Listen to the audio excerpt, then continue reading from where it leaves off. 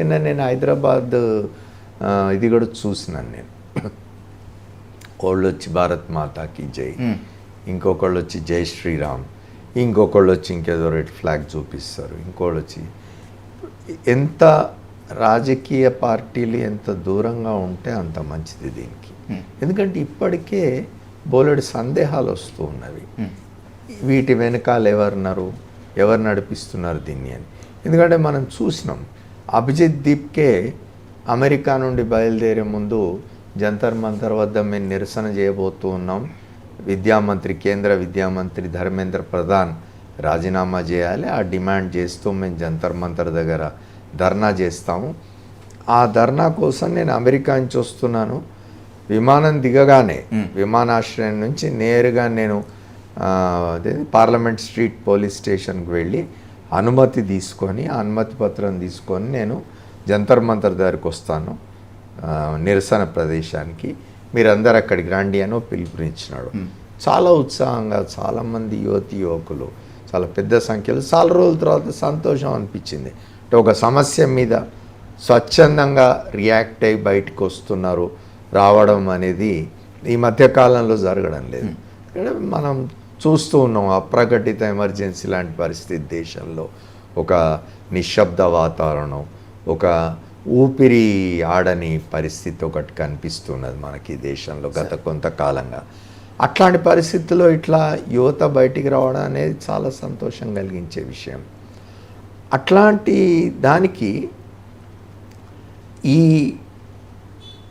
Cockroach Janata party పిలుపునిచ్చిన దానికంటే ముందు ఇదే అంశం మీద ఇతర రాజకీయ పక్షాలకు సంబంధించిన విద్యార్థి యోజన విభాగాలు కొన్ని ఇదే ప్రాంతంలో ఢిల్లీలో ధర్నాలు చేయపూనుకుంటే వాళ్లను అవి జరగకుండా విచ్ఛిన్నం చేసే ప్రయత్నం ఢిల్లీ పోలీసులు చేసినారు.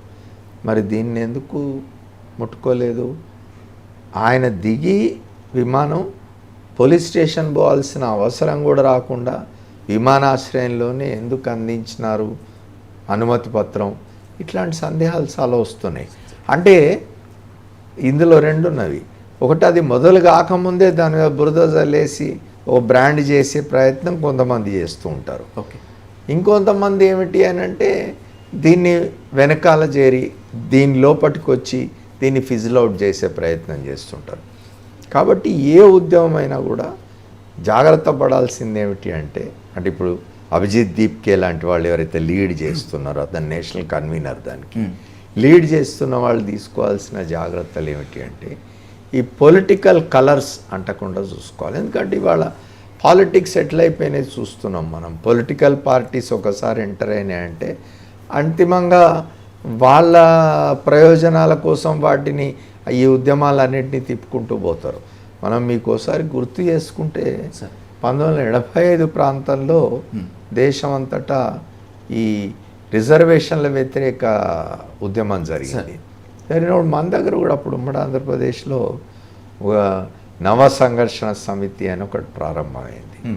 ఆ నవ సంఘర్షణ సమితిని లీడ్ చేసిన వాళ్ళంతా కూడా యంగ్స్టర్స్, తర్వాత సమాజంలో బాగా పలుకుబడి ఉన్న ఉన్నత స్థానాల్లో ఉన్న వాళ్ళ పిల్లలు. ఆ రోజున నాకు గుర్తుంది బాగా, అప్పటి సిటీ పోలీస్ కమిషనర్ కూతురో కొడుకో కూడా ఈ ఉద్యమాన్ని లీడ్ చేస్తున్న వాళ్ళు ఉండరు. Okay sir. కాబట్టి ఆ ఉద్యమాన్ని ఏమనేవాళ్ళు కాదు.